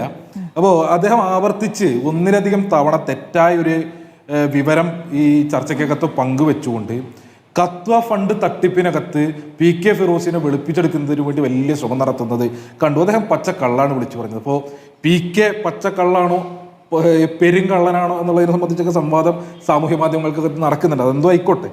ഈ കത്വ ഫണ്ട് തട്ടിപ്പുമായി ബന്ധപ്പെട്ട പരാതി ഉയർന്നു വരുന്നത് അത് ഇടതുപക്ഷമോ CPM-ഓ DYFO അല്ല പരാതി ആദ്യമായി ഉയർത്തുന്നത്. യൂത്ത് ലീഗിനകത്ത് അവരുടെ കമ്മിറ്റിക്കകത്തുള്ള ഭാരവാഹികൾ ഉൾപ്പെടെയുള്ള ആളുകളാണ് വലിയ തോതിൽ കത്വയിലെ പെൺകുട്ടിയുടെ പേര് പറഞ്ഞുകൊണ്ട് നിയമസഹായം ഉൾപ്പെടെയുള്ളവ പറഞ്ഞുകൊണ്ട് സമാഹരിച്ച പണം PK ഫിറോസ് കട്ടു എന്ന നിലയിലേക്കുള്ള പരാതി ഉയർത്തിക്കൊണ്ടുവന്നത്. എന്നിട്ട് അദ്ദേഹം ആവർത്തിച്ച് പറയുക പിണറായി വിജയന്റെ പോലീസ് ക്ലീൻ ചിറ്റ് നൽകി എന്നുള്ളത് തെറ്റായ വസ്തുത. ഈ പറഞ്ഞ കേസുമായി ബന്ധപ്പെട്ട ഒരു റിപ്പോർട്ട് കുന്നമംഗലം കോടതിക്കകത്ത് സമർപ്പിക്കപ്പെടുന്ന നിലയുണ്ടായി. അത് സമർപ്പിച്ച കുന്നമംഗലം പോലീസ് സ്റ്റേഷനിലെ ഇൻസ്പെക്ടറുടെ പേര് യൂസഫ് എന്നുള്ളതാണ്. യൂസഫ് നടത്തറമ്പൻ ഒരു പോലീസ് ഉദ്യോഗസ്ഥൻ മാത്രമല്ല, മുസ്ലിം ലീഗിൻ്റെ സന്തത സഹചാരിയായിട്ടുള്ള സഹയാത്രികനാണ് എന്നുള്ളതിനെ സംബന്ധിച്ച് ബഹുമാനപ്പെട്ട ലീഗിൻ്റെ പ്രതിനിധിക്ക് സംശയം ഉണ്ടാകില്ല. അദ്ദേഹം കൊടുത്തൊരു കള്ള റിപ്പോർട്ട്, യൂസഫ് നടുത്തറമ്പൻ കൊടുത്ത കള്ള റിപ്പോർട്ടിൻ്റെ പുറത്ത് തുടർ അന്വേഷണം ഉണ്ടാകുകയും ആ കള്ള റിപ്പോർട്ട് കൊടുത്തതിൻ്റെ പേരിൽ ഈ ഇൻസ്പെക്ടറെ 6 മാസത്തേക്ക് ആഭ്യന്തര വകുപ്പ് സസ്പെൻഡ് ചെയ്യുകയും സസ്പെൻഷൻ പീരീഡിന് ശേഷം കുന്നമംഗലത്ത് നിന്ന് ട്രാൻസ്ഫർ ചെയ്ത്, ഞാൻ മനസ്സിലാക്കുന്നത് ഇപ്പോൾ അദ്ദേഹം കാസർഗോഡ് കോസ്റ്റൽ പോലീസ് സ്റ്റേഷനിലാണ് നിലവിലുള്ളത് എന്നുള്ളതാണ്. ആ നടപടി എടുക്കപ്പെട്ട ഒരു വിഷയത്തെയാണ് ഇദ്ദേഹം പിണറായി വിജയന്റെ പോലീസ് ക്ലീൻ ചിറ്റ് നൽകി ഫണ്ട് തട്ടിപ്പ് കേസിൽ ഇപ്പോൾ നടപടികൾക്ക് സ്റ്റേ അല്ലേ ഹൈക്കോടതിയിൽ നിന്ന് വന്നിരിക്കുന്നത്. കുന്നമംഗലം കോടതിക്കകത്ത് നിലവിലാ കേസിന്റെ വിചാരണ നടന്നുകൊണ്ടിരിക്കുന്ന വേളയിൽ ഈ PK ഫിറോസ് ഹൈക്കോടതിയെ സമീപിച്ചുകൊണ്ട് നിശ്ചിത സമയപരിധിയിലേക്ക് സ്റ്റേ നേടുന്ന നിലയുണ്ടായിട്ടുണ്ട്. വളരെ സ്വാഭാവികമായിട്ടുള്ള നടപടി. അതിലെ പരാതിക്കാരൻ നിലവിലും നിയമ നടപടി തുടർന്നുകൊണ്ടിരിക്കുകയാണ്. ആ സ്റ്റേ വെക്കേറ്റ് ചെയ്യുന്നതിന് വേണ്ടി അദ്ദേഹം ഹൈക്കോടതിയിൽ അപ്ലിക്കേഷൻ ഫയൽ ചെയ്യുന്ന നിലയുണ്ടായിട്ടുണ്ട്. ആ സ്റ്റേ വെക്കേറ്റ് ചെയ്യപ്പെടുക തന്നെയും ഈ പറഞ്ഞ പോലെ അതിനകത്തൊരു ക്ലീൻ ചിറ്റും ഉണ്ടായിട്ടില്ല. നിലവിലുള്ള കോടതി നടപടിക്രമങ്ങൾ അവസാനിച്ചിട്ടില്ല. താൽക്കാലികമായി 6-7 മാസത്തേക്ക് ഹൈക്കോടതി ആ കോടതി നടപടിക്രമങ്ങൾ സ്റ്റേ ചെയ്തു എന്നുള്ളതിൻ്റെ അപ്പുറത്തേക്ക് ആ കേസുമായി ബന്ധപ്പെട്ട്, ഫണ്ട് തട്ടിപ്പ് കേസുമായി ബന്ധപ്പെട്ട് ഒരു ക്ലീൻ ചിറ്റും ഈ പറഞ്ഞ PK ഫിറോസിന് കോടതിയും നൽകിയിട്ടില്ല, പോലീസ് സംവിധാനവും നൽകിയിട്ടില്ല എന്നുള്ളതാണ് വസ്തുത. വസ്തുത നമ്മുടെ മുൻപിൽ നിലനിൽക്കുന്നുണ്ട്. അങ്ങനെ വൈറ്റ് വാഷ് ചെയ്യാൻ വേണ്ടി ശ്രമിക്കേണ്ടതായിട്ടില്ല. ഇതിലെ വിഷയം എന്താ പ്രിയപ്പെട്ട ഷാഫിക്ക? ഇതിലെ വിഷയം 2021 തെരഞ്ഞെടുപ്പിന്റെ സമയത്ത് അല്ല, ഞാൻ പറഞ്ഞോട്ടെ, നിങ്ങളെ രണ്ടവസരം ലീഗിന് ഞാൻ ഷാഫിയോടാണ് പറഞ്ഞത്, ഷാഫി ചാലിയത്തോടാണ് പറഞ്ഞത്. 2021 അതെ ഓക്കെ കഴിഞ്ഞ 2021 നിയമസഭാ തെരഞ്ഞെടുപ്പിന്റെ ഘട്ടത്തിൽ ഇദ്ദേഹത്തിന്റെ അഫിഡവിറ്റ് ഒന്ന് പരിശോധിച്ച് നോക്കിയേ. 45 ലക്ഷം റുപ്യന്റെ വലിയ സാമ്പത്തിക ബാധ്യതയുമായി നിൽക്കുന്ന ഒരാൾ. ആ സാമ്പത്തിക ബാധ്യത അതിന്റെ തുടർച്ചയിൽ നമ്മൾ പല ചർച്ചകൾക്കിടയിൽ, സംവാദങ്ങൾക്കിടയിൽ കണ്ടു. അദ്ദേഹത്തിന് ഒരു വീട് വെക്കുന്നതിന് വേണ്ടി നമ്മുടെ കേരളത്തിലെ പ്രധാനപ്പെട്ട ഒരു അഭിഭാഷകന്റെ അച്ഛൻ പണം കൊടുത്ത് എങ്ങനെയും ഒരു വീടൊക്കെ തട്ടിക്കൂട്ട് എന്ന് പറഞ്ഞതിന്റെ അനുഭവം ഒക്കെ നമ്മുടെ നാട് ചർച്ച ചെയ്തുകൊണ്ടിരിക്കുകയാണ്. തൊട്ടിപ്പുറത്ത് 2021 2025 എത്തുമ്പോൾ അദ്ദേഹം ഫ്രൈഡ് ചിക്കന്റെ കട തുടങ്ങുന്ന ഇവിടെ നമ്മളെ പ്രശ്നമല്ല. ആ ഫ്രൈഡ് ചിക്കന്റെ കടേന്റെ ഒരു ഫ്രാഞ്ചൈസിക്ക് വേണ്ടി 40 ലക്ഷം രൂപ മുടക്കണം. അങ്ങനെ 2 ഷോപ്പ് 40 80 ലക്ഷം റുപ്യ ഇൻവെസ്റ്റ് ചെയ്യുന്നതിന് വേണ്ടിയിട്ടുള്ള പണം എവിടെ നിന്ന് എന്നുള്ളതാണ് ചോദ്യം. ആ പണം എവിടെ നിന്ന് എന്ന ചോദ്യം വരുമ്പോൾ ഈ പറഞ്ഞ കത്വയിലെ പെൺകുട്ടിയുടെ മരണത്തെ വിറ്റ് സമാഹരിച്ച പണം മോഷ്ടിച്ചതാണോ ആ പണം എന്നതാണ് ചോദ്യം. ഈ പറഞ്ഞ ധോത്തി ചലഞ്ച് എന്ന് പറഞ്ഞുകൊണ്ട് ഈ ഫണ്ട് ദേശീയ കമ്മിറ്റിയുടെ അക്കൗണ്ടിലേക്ക് അടച്ചു എന്നാണ് നേരത്തെ ഷാഫി ചാലിയം പറഞ്ഞത്. അല്ല, ഇവര് ദേശീയ കമ്മിറ്റിയുടെ എന്നല്ല, ഈ കത്വയിലെ പെൺകുട്ടിയുടെ അമ്മയുടെ അക്കൗണ്ടിലേക്ക് 5 ലക്ഷം റുപ്യ അടച്ചു എന്നുള്ളതായിരുന്നു ആദ്യ കാലഘട്ടത്തിൽ. നിങ്ങൾ 2021 ലീഗിന്റെ നേതാക്കന്മാരുടെ ബൈറ്റ് എടുത്ത് പരിശോധിക്കുക. അങ്ങനെയായിരുന്നു ആദ്യകാലത്ത് ഇവരുടെ പ്രചരണം. ഞങ്ങൾ അമ്മയുടെ അക്കൗണ്ടിലേക്ക് ഈ പറഞ്ഞ പോലെ പണം അടച്ചു. ആ പെൺകുട്ടിയുടെ അമ്മയുടെ അക്കൗണ്ടിലെ ട്രാൻസാക്ഷൻ ഡീറ്റെയിൽസ് പിന്നീട് പുറത്തേക്ക് വന്നു. അങ്ങനെ ഒരു പണവും അവിടെ എത്തിയിട്ടില്ല എന്നതിനെ സംബന്ധിച്ച് വിവരങ്ങൾ പുറത്തേക്ക് വന്നു. ഈ ഘട്ടത്തിലും ബഹുമാനപ്പെട്ട കോടതിയുടെ മുൻപിലുള്ളതാണല്ലോ ഈ ഫണ്ട് വെട്ടിപ്പ് നടത്തിയെന്ന് പറഞ്ഞ് ഞങ്ങൾ ആരെങ്കിലും ആണോ? അല്ലെന്നേ, ഫിറോസിന്റെ കമ്മിറ്റിക്കകത്തിരിക്കുന്ന ലീഗുകാരും യൂത്ത് ലീഗുകാരും പറഞ്ഞത് ഇയാൾ കട്ടുകൊണ്ട് പോയി എന്നുള്ളത്. ഇനി ആ കട്ട പണമാണോ ഈ പറഞ്ഞ ഫ്രൈഡ് ചിക്കന്റെ കടയായി ഉയർന്നത് എന്നതാണ് പൊതുസമൂഹത്തിനകത്ത് ഉയരുന്ന ചോദ്യം. അവിടെ അവസാനിക്കുന്നില്ല. ഷാഫി ചാലിയും ഇടക്കിടക്ക്, ഇനിയിപ്പോ ഇയാൾ PK ഫിറോസ് വിരുദ്ധ ചേരിയാണോ എന്ന് എനിക്കറിയില്ല കേട്ടോ, ഇദ്ദേഹം ഇടക്കിടക്ക് മയക്കുമരുന്ന് പറയണ്ടായിരുന്നു. ഇനി പൊതുസമൂഹത്തിന് സംശയിച്ചൂടെ? ഇപ്പൊ ജയിലിൽ കഴിയുന്ന ഇദ്ദേഹത്തിന്റെ PK ഫിറോസിന്റെ അനിയൻ, ഇദ്ദേഹം നാട്ടിലെ പ്രധാനപ്പെട്ട മയക്കുമരുന്ന് വ്യാപാരിയായിരുന്നു എന്നുള്ളതാ കണ്ടെത്തല്. അങ്ങേര് മയക്കുമരുന്ന് വ്യാപാരം നടത്തി അതിൽ നിന്നും ഉണ്ടാക്കിയ പണം ഉപയോഗപ്പെടുത്തിയിട്ടാണോ ഈ ഫ്രൈഡ് ചിക്കന്റെ കട പടുത്തുയർത്തിയത് എന്നുള്ളതിനെ സംബന്ധിച്ച് നാടിനകത്ത് സംശയം ഉയർന്നു കഴിഞ്ഞാൽ അതിനെ വ്യക്തത വരുത്താൻ വേണ്ടിയിട്ട് ഇദ്ദേഹത്തിന് ഉത്തരവാദിത്വമില്ലേ? അതാണ്. അല്ലാതെ ഇയാൾ ഫ്രൈഡ് ചിക്കന്റെ കട ഉണ്ടാക്കുന്നതോ ഫ്രൈഡ് ചിക്കനും മന്തിയും കഴിക്കുന്നതോ അല്ല ഈ നാടിനകത്തുള്ള മനുഷ്യരുടെ പ്രശ്നം. ഇനി നേരത്തെ പറഞ്ഞാൽ ഇദ്ദേഹത്തിന് 8 കൊല്ലത്തിന് മേലെയായിട്ട് ഇദ്ദേഹത്തിന് ജോബ് വിസ ഉണ്ട്. ആ ജോബ് വിസ 2021 മാത്രം അദ്ദേഹം ഈ പറഞ്ഞ പോലെ അത് പുതുക്കാതിരിക്കുന്നതിന്റെ കാര്യം 2020 വരെയുണ്ട്. 2021 തെരഞ്ഞെടുപ്പ് കാലത്ത് ഈ ജോബ് വിസയും ഇല്ല, ഒന്നുമില്ല. ഈ പറഞ്ഞ തെരഞ്ഞെടുപ്പ് രേഖകളിലില്ല. തെരഞ്ഞെടുപ്പിൽ മത്സരിച്ചു, തോറ്റു. തൊട്ടടുത്ത മാസങ്ങളിൽ വീണ്ടും ജോബ് വിസ. ഈ പണം ഇങ്ങനെ വന്നുകൊണ്ടിരിക്കുകയാണ്. ഇത് ഇവിടെ നിന്നും പല പേരിൽ സമാഹരിച്ച് ഈ പറഞ്ഞ പാവപ്പെട്ട ലീഗുകാരൻ വേർപ്പ് വെള്ളാക്കിക്കൊണ്ട് നാട്ടിൽ കൂടെ നടന്ന് പിരിച്ച് ഈ പറഞ്ഞ പല മനുഷ്യരുടെ പേര് പറഞ്ഞ് സമാഹരിച്ച് ആ പണം എടുത്തിട്ട് ആ പണം വെട്ടി ആ പണം റിവേഴ്സ് ഹവാല വഴി അങ്ങ് വിദേശ നാട്ടിലേക്ക് എത്തിച്ച് ഈ പറഞ്ഞ പോലെ അത് വെളുപ്പിച്ച് തിരിച്ച് അക്കൗണ്ടിലേക്ക് കൊണ്ടുവന്നതാണോ എന്ന ചോദ്യം ഇവിടെ ഉയരുമ്പോൾ സ്വാഭാവികമായും അദ്ദേഹം കേട്ടുചൊല്ലിന് ഞാൻ മറുപടി പറയേണ്ട കാര്യമില്ലെന്നൊക്കെ പറയായിരിക്കും. പക്ഷെ അദ്ദേഹം പൊതുപ്രവർത്തനം നടത്തിക്കൊണ്ടിരിക്കുന്ന ഒരു യുവജന പ്രസ്ഥാനത്തിന്റെ ഭാരവാഹിയാണ്. അത് അതിന്റെ വസ്തുത എന്ത് എന്ന് അറിയിക്കുന്നതിന് വേണ്ടിയിട്ടുള്ള പൊതുജനത്തെ ബോധ്യപ്പെടുത്താനുള്ള ഉത്തരവാദിത്വം ഒരു പൊതുപ്രവർത്തകൻ എന്ന നിലയ്ക്ക് അദ്ദേഹത്തിനുണ്ട് എന്നതിൽ ഒരു തർക്കമില്ല. ഇനി ഈ പാർട്ട് ടൈം ജോലിക്ക് എവിടുന്നാണ് സമയം എന്നാണ് നമുക്ക് സംശയം തോന്നുക. ഞാനിപ്പോൾ എൻ്റെ പറമ്പിലെ 4 ഷീറ്റ് കൊണ്ടുപോയി കടയിൽ കൊടുക്കാൻ വേണ്ടിയിട്ട് ഒരാഴ്ചയായിട്ട് വിട്ടെന്ന് പറഞ്ഞുകൊണ്ടിരുന്നിട്ട് എനിക്കതിൽ കഴിഞ്ഞിട്ടില്ല. ഇപ്പോൾ ഫിറോസിന്റെ മാതിരിക്ക് ഒരു സംസ്ഥാന ഭാരവാഹി ഒന്നുമല്ല ഞാൻ ഈ പറഞ്ഞ DF സംസ്ഥാന കമ്മിറ്റി പ്രവർത്തിച്ചുകൊണ്ടിരിക്കുന്ന ആളാണ്. നമുക്ക് കിട്ടുന്നില്ല ഈ സമയം. നമുക്ക് ഇങ്ങനെ ഈ പഞ്ചായത്ത് തെരഞ്ഞെടുപ്പിനൊക്കെ പണിയായിട്ട് ഇങ്ങനെ നടന്നുകൊണ്ടിരിക്കുക. അതിന്റെ ഇടയിൽ ഒരു സംസ്ഥാന ഭാരവാഹി ഇതിന്റെ കീ പോസ്റ്റിൽ ഇരിക്കുന്ന ഒരാള് അദ്ദേഹം പാർട്ട് ടൈം ജോലി അദ്ദേഹം പാർട്ട് ടൈം ജോലിയായിട്ട് ദുബായിൽ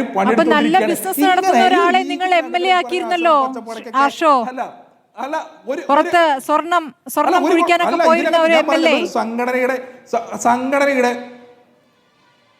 അതെ ആയിക്കോട്ടെ. അതിനെ സംബന്ധിച്ചൊക്കെ നിങ്ങൾ പരിശോധിച്ചാൽ നമ്മൾ ഒരുപാട് ചർച്ച ചെയ്തല്ലേ. ആ ചർച്ചയ്ക്കൊക്കെ ഈ ഘട്ടത്തിൽ നമ്മൾ ഈ ചർച്ചയ്ക്ക് അല്ലല്ല ആർഷോ അതുകൂടി പറയണം.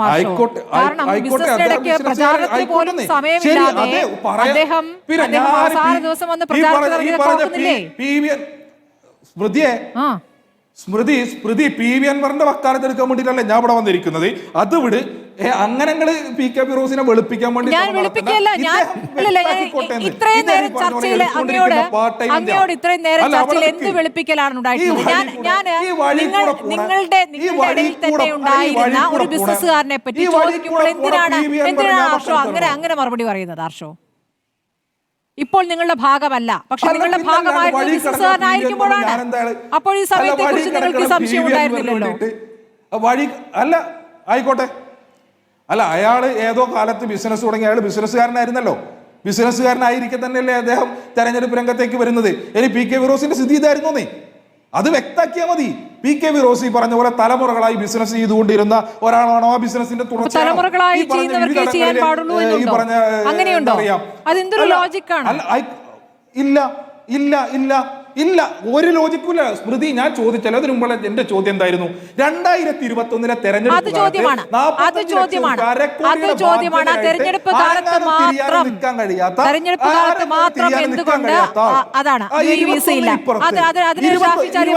എത്തുമ്പോ 4 കൊല്ലത്തിനിടയിൽ 40 ലക്ഷം 80 ലക്ഷം റുപ്യ ഈ ഫ്രൈഡ് ചിക്കനിൽ കൊണ്ടുവരാൻ വേണ്ടി പൈസ എവിടുന്നാണ്? ശരി, ശ്രീ മറുപടി നൽകണം. ഈ തെരഞ്ഞെടുപ്പിൽ മത്സരിച്ച 2021 കാലഘട്ടത്തിൽ മാത്രം അദ്ദേഹത്തിന് തെരഞ്ഞെടുപ്പ് സത്യവാങ്മൂലം സമർപ്പിക്കുന്നതിന്റെ ഭാഗമായി ബുദ്ധി ഉപയോഗിച്ച് ആ സമയത്ത് മാത്രം ജോബ് വിസയില്ല. UAE വിസ ആ കാലത്തേക്ക് മാത്രം ഫ്രീസ് ചെയ്യുന്നു. അത് കഴിഞ്ഞിട്ട് വീണ്ടും എടുക്കുന്നു. അതിനെന്തെങ്കിലും മറുപടി ഉണ്ടോ? അല്ല, ഞാനിപ്പോൾ തെരഞ്ഞെടുപ്പിൽ മത്സരിക്കാമെന്ന് കരുതുക. എൻ്റെ പ്രസൻറ്റ് പൊസിഷൻ വെച്ചിട്ടില്ലേ ഞാൻ സത്യവാങ്മൂലം കൊടുക്കുക. അദ്ദേഹം മത്സരിക്കുന്ന സമയത്തെ അദ്ദേഹത്തിൻ്റെ സാമ്പത്തിക ബാധ്യത എത്രയാണ്, ആസ്തി എത്രയാണ്, മറ്റു കാര്യങ്ങൾ എത്രയാണ്, ആ സമയം എന്താണ്, അത് കൊടുത്തു. അതിലെങ്ങനെ ഇതൊക്കെ ആരോപിക്കപ്പെടുക? പിന്നെ ഇവിടെ പിന്നെ ആർഷോ ചോദിച്ച ചില ആരോപിച്ച കാര്യങ്ങളൊക്കെ ഇപ്പോൾ ഒരു പോലീസുകാരൻ, ലീഗുകാരനായ പോലീസുകാരൻ എന്ന് പറയുന്നു. അങ്ങനെ പോലീസുകാർക്ക് രാഷ്ട്രീയമുണ്ടോ എനിക്കറിയില്ല. ആ പോലീസുകാരൻ കൊടുത്ത റിപ്പോർട്ടിൻ്റെ അടിസ്ഥാനത്തിൽ പോലീസുകാരനെ കോസ്റ്റൽ പോലീസിലേക്ക് മാറ്റിയെന്ന് പറയുന്നു. പക്ഷെ അദ്ദേഹം കോടതിയിൽ സമർപ്പിച്ച റിപ്പോർട്ടുണ്ട്, ഇത് പ്രോസിക്യൂഷൻ വഴിയാണ് സമർപ്പിക്കുന്നത്. അത് പിൻവലിച്ചിട്ടുണ്ടോ അവിടുന്ന്? ഈ റിപ്പോർട്ട് ശരിയല്ല എന്ന് പറഞ്ഞിട്ടുണ്ടോ? എന്താ ഇതൊക്കെ പറയണമെങ്കിൽ അർത്ഥമുള്ളത്? പിന്നെ കത്തുവ കേസിൽ എങ്ങനെ പൈസ അടിച്ച് മാറ്റുക? മുസ്ലിം യൂത്ത് ലീഗിൻ്റെ ദേശീയ കമ്മിറ്റിയാണ്. ഫിറോസ് ഒരിക്കലും ദേശീയ കമ്മിറ്റി ഭാരവാഹിയോ സഹഭാരവാഹിയോ പോലും ആയിട്ടില്ല. അവിടുത്തെ അക്കൗണ്ടിൽ കിടക്കുന്ന പൈസ ആ അക്കൗണ്ട് അത് കൃത്യമായി എൻ്റെ അടുത്ത് അതിൻ്റെ എവിഡൻസ് ഉണ്ട്. ഞാൻ ഇന്ന് സ്മൃതിക്ക് ചർച്ച കഴിഞ്ഞിട്ട് ഇട്ട് തരാം, അല്ലെങ്കിൽ നാളെ ഇട്ട് തരാം. കാരണം കൃത്യമായി ആ കേസ് നടത്തിയത് യൂത്ത് ലീഗാണ്. പഞ്ചാബിലേക്ക് ആ കേസ് മാറ്റിച്ചു. ഉടനീളം അതിൻ്റെ അഡ്വക്കേറ്റ്സ്മാരും അവരെ മാതാപിതാക്കളും ആ കേസിന് വേണ്ടി ചെലവഴിച്ച പൈസയും കിട്ടിയതൊക്കെ നേരെ വീഡിയോയിൽ പറയുന്ന അതിൻ്റെ എല്ലാ സംഗതികളും ഞങ്ങളടുത്തുണ്ട്. പിന്നെ നിങ്ങളൊന്ന് ഉദ്ദേശിക്കുന്നത് എന്താ അറിയോ? ഈ PK ഫിറോസ് ജനറൽ സെക്രട്ടറിയാണ്. ആരാ പ്രസിഡന്റ് അറിയോ? പാണക്കാട്ടെ സയ്യദ് മുനവറിൽ തങ്ങള. അത് നിങ്ങൾ മനസ്സിലാക്കണം. ട്രഷറർ ഇസ്മായിൽ. ഇനി സ്റ്റേറ്റ് യൂത്ത് ലീഗിൻ്റെ അക്കൗണ്ട് പോലും നിങ്ങൾ ഇനി ഏത് ധോത്തിയും കള്ളിത്തുണിയും എന്തോ ആണെങ്കിലും 3 പേര് ആണ് പേരിലെ അക്കൗണ്ട് ഉണ്ട്, പ്രസിഡന്റ്, സെക്രട്ടറി, ട്രഷറർ. ഇതിൽ 2 പേര് ഒപ്പിട്ടാലേ വിഡ്രോ ചെയ്യാൻ കഴിയുള്ളൂ. അത് നിങ്ങൾ മനസ്സിലാക്കണം. ഈ ആർഷോൻ്റെ പാർട്ടിയിൽ എങ്ങനെയെന്ന് എനിക്കറിയില്ല. പിന്നെ ഈ ധോത്തി ചാലഞ്ച് ഞങ്ങളെ പാർട്ടി അണികൾക്കിടയിൽ ഞങ്ങൾ നടത്തിയ ഫണ്ട് സമാഹരണമാണ്. ഇപ്പോൾ ബിരിയാണി ചാലഞ്ച് ഇല്ലേ? ബിരിയാണി ചാലഞ്ച് 100 രൂപക്ക് 200 രൂപക്കൊക്കെ ബിരിയാണി വെക്കും. ഒരാൾ പറയാണ് 20 രൂപയ്ക്ക് ആ ബിരിയാണി കിട്ടും. അതിനാണ് 100 രൂപ വാങ്ങിയത്. പാവപ്പെട്ടൊരു ഇന്ത്യക്കല്ലേ 20 രൂപയ്ക്ക് ബിരിയാണി ചിലപ്പോൾ ഒരാൾ ഉണ്ടാക്കി തരും. ചിലപ്പോൾ ബിരിയാണി തന്നെ സ്പോൺസർ എന്നു വരും. ഇതെന്തിനാണിത്? ഏതെങ്കിലും രോഗികളെ സഹായിക്കാൻ അല്ല എന്തേ കെട്ടിടം ഉണ്ടാക്കാൻ? ധോത്തി ചാലഞ്ച് മുസ്ലിം യൂത്ത് ലീഗിൻ്റെ ഓഫീസിൻ്റെ നിർമ്മാണത്തിനാണ്. ആ ഓഫീസിൽ നിന്ന് പോയി നോക്കി എവിടെയാണ് നിൽക്കണമെന്നുള്ളത്. അതിന് പുറമെ ആ ഓഫീസിലെ യൂത്ത് ലീഗിൻ്റെ ഭാവിയിലെ പ്രവർത്തനങ്ങൾക്കായിട്ട് 2 കോടി രൂപ മുടക്കിൽ വേറെ ബിൽഡിംഗ് വാങ്ങിയിട്ടുണ്ട്. അതിന് ഇൻകം വരാനുണ്ട്. ഞങ്ങളെ പാർട്ടിയിലെ അക്കൗണ്ടിങ് രീതിയും സംവിധാനം നിങ്ങൾക്കറിയോ? ഞങ്ങൾ അനൗൺസ്മെൻറ്റ് ചെയ്യേണ്ട പണിയുള്ളൂ.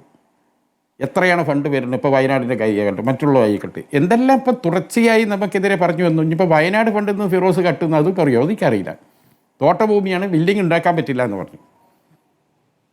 എന്ത് ചെയ്തു? LST ഡിപ്പാർട്ട്മെൻറ്റ് ഞങ്ങളെ 105 വീടിൻ്റെയും പ്ലാൻ ഇതാ പാസ്സാക്കിയിരിക്കുന്നു. അപ്പോൾ ആ 105 വീടിൻ്റെയും പ്ലാൻ പാസ്സാക്കിയ ആളുകളെ ജീവനക്കാരെ മൊത്തങ്ങൾ സസ്പെൻഡ് ചെയ്യേണ്ടി വരും. കാരണം തോട്ടഭൂമിയിൽ ഇത് വാസാക്കി കൊടുക്കാൻ പാടില്ലല്ലോ. നിങ്ങളൊരു ആരോപണം പറഞ്ഞിട്ട് പോയി അടുത്ത ആരോപണത്തിലേക്ക് വരുമ്പോൾ പഴയ ആരോപണത്തിൻ്റെ സ്ഥിതി എന്താണെന്ന് ആർഷോ പരിശോധിക്കാറുണ്ടോ? ഞങ്ങൾക്ക് നേരെ വരുന്ന ഓരോ കാര്യം ഡൽഹിയിൽ അങ്ങനെ ആഫീസ് ഇല്ല എന്ന് പറഞ്ഞു, അത് വരാൻ പോകില്ലായിരുന്നു, അതിന് രജിസ്ട്രേഷൻ കഴിഞ്ഞില്ല എന്ന് പറഞ്ഞു. ശരി, അത് വന്നില്ലേ? പ്രിയങ്ക ഗാന്ധി വരെ എന്താണ് ആ പരിപാടിക്ക് വരില്ലായിരുന്നു. പ്രിയങ്ക ഗാന്ധി വരെ ആ ഓഫീസ് വെച്ചില്ല. എന്നാൽ പ്രിയങ്ക ഗാന്ധിക്ക് സുഖമില്ലാത്തതുകൊണ്ടാണ് അന്ന് വരാഞ്ഞത്. ഇങ്ങനെ ഞങ്ങൾക്ക് നേരെ ഞങ്ങളെ പാർട്ടിയുടെ ഓഫീസ് എവിടെ വാങ്ങണം, എവിടെ പണിയണം, ഇതൊക്കെ പറയാൻ ഈ ജലീലും ടീമും ആരാണ്? സത്യത്തിൽ അദ്ദേഹം പിന്നെ CPM-നകത്ത് ഞാൻ പറയാം, തികച്ചും സ്വകാര്യമായ കാര്യങ്ങളിലേക്ക് ജലീൽ ഒളിഞ്ഞു നോക്കുന്നു എന്ന രൂപത്തിലാണ് അങ്ങയുടെ മറുപടി. അല്ല, സമയമില്ലാത്തതുകൊണ്ടാണ്. ശ്രീ എ സജീവൻ, എങ്ങനെ പറഞ്ഞ് അവസാനിപ്പിക്കാം? ഇത് രണ്ട് വ്യക്തികൾക്കിടയിലെ വൈരാഗ്യം തീർക്കലായിട്ടാണ്, ആ രൂപത്തിലാണ് അതിനെ കാണുന്നത്. ലീഗ് അതിനെ വളരെ ചുരുക്കി കാണുന്നു, അതിൽ മറുപടി പോലും പറയേണ്ടതില്ല എന്ന് കാണുന്നു. നേരത്തെ ഉന്നയിച്ച ആരോപണങ്ങൾക്ക് മറുപടിയും വരികയാണ്. രണ്ട് വ്യക്തികൾ തമ്മിലുള്ള പ്രശ്നം ഉണ്ടായിരിക്കാം, പക്ഷേ ഈ രണ്ടുപേരും പൊതുപ്രവർത്തകരാണ് എന്നുള്ളതുകൊണ്ട് തന്നെ ഇത്തരം ആരോപണങ്ങൾ ഉണ്ടാവാൻ പാടില്ല, അത് ഉന്നയിക്കാൻ പാടില്ല, ഇത് തികച്ചും സ്വകാര്യമായിട്ടുള്ള കാര്യമാണ് എന്ന് പറയുന്നതിൽ ഒരു അർത്ഥമില്ല. കാരണം ഇത് ഓരോ പ്രശ്നത്തിലും പണം ഇപ്പോൾ ഈ ധോത്തി ചാലഞ്ചിൻ്റെ കാര്യം എത്ര രൂപയ്ക്ക് വാങ്ങി എത്ര രൂപയ്ക്ക് കൊടുത്താലും അത് പരസ്യപ്പെടുത്തേണ്ടതുണ്ട്. അതിനുവേണ്ടി ചെലവഴിച്ച കാര്യങ്ങൾ ജനങ്ങളെ അറിയിക്കേണ്ടതുണ്ട്. അത് കാശ് കൊടുത്ത ആളുകളെ മാത്രമല്ല അറിയിക്കേണ്ടത്, പൊതുജനത്തിന് അറിയണം. ഇവിടെ പൊതുപ്രവർത്തകർ എത്രമാത്രം സത്യസന്ധമായിട്ടാണ് പ്രവർത്തിക്കുന്നതെന്ന് അറിയാനുള്ള അവകാശം ജനങ്ങൾക്കുണ്ട്. ഏത് രാഷ്ട്രീയ പാർട്ടിയും അതിന്റെ കൗൺസിലാണ് കണക്ക് വെക്കുക. അതെ, അത് നിങ്ങളുടെ അതെ അല്ല ഷാഫി, അതൊക്കെ സംഭവിച്ചു. പക്ഷേ ആരോപണം ആരോപണം ഉന്നയിക്കപ്പെടുമ്പോൾ അത് ഞാൻ പൊതുജനത്തിനെന്നാണ് പറഞ്ഞത്. ശരി, ഇത് യൂത്ത് ലീഗിന്റെ നാഷണൽ കൗൺസിലോ അല്ലെങ്കിൽ സംസ്ഥാന കൗൺസിലോ അറിയിക്കുന്ന വേറെ കാര്യം, അത് നിങ്ങളുടെ ഔദ്യോഗികമായിട്ടുള്ള കാര്യമാണ്. പൊതുജനത്തിന് മുമ്പാകെ ഒരു ആരോപണം വരില്ല, അത് ഞങ്ങൾ സത്യസന്ധരാണ് എന്ന് ആരോപണത്തെ എങ്ങനെ അതിനോട് ഉന്നയിക്കട്ടെ. അല്ല സജീവൻ, ശരി, ഈ KT ജലീലും പോരാളി ഷാജിക്കൊക്കെ മറുപടി പറയാൻ ഒരു പ്രസ്ഥാനത്തിന് കഴിയുമോ? അത് അതിന്റെ ജനറൽ കൗൺസിലാണ് കണക്ക്, വരവ് ചെലവ് കണക്ക് അവതരിപ്പിക്കുക. നല്ല പ്രയോഗമാണോ ശ്രീ ഷാഫി ചാലിയം? സർവ്വ കണക്കും നല്ല പ്രയോഗമാണോ ശ്രീ ഷാഫി ചാലിയം? ചേർത്ത് വെച്ച പേരുകൾ ഒരു പ്രവർത്തകനാണ് മറുപടി പറയുക എന്ന് പറയുന്നത്. ശരി, ഒരു പോരാളി വാസു എന്നൊരു ചോദ്യം ചോദിച്ചാൽ കൊടുക്കണോ? ആർഷോ, ഈ വിഷയം CPM ഏറ്റെടുത്ത് CPM-ന്റേതായ അവരെ കണക്കുകൾ അവതരിപ്പിക്കും. ആരോപണങ്ങൾ ശക്തമായി ഉന്നയിക്കുകയാണെങ്കിൽ അതിന് മറുപടി ഉണ്ടാകും.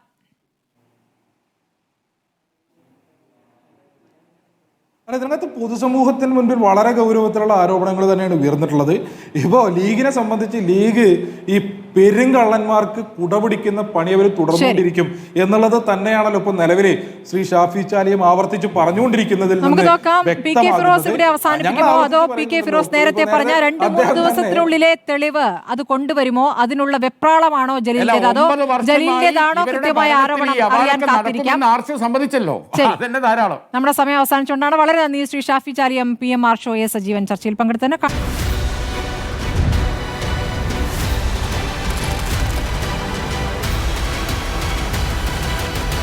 ഡിബേറ്റ് വിത്ത് സ്മൃതി പരുത്തിക്കാട്.